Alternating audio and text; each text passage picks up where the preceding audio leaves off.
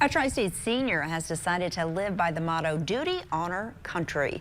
Mason Miller received and accepted his appointment to the United States Military Academy at West Point today at a ceremony at Central High School.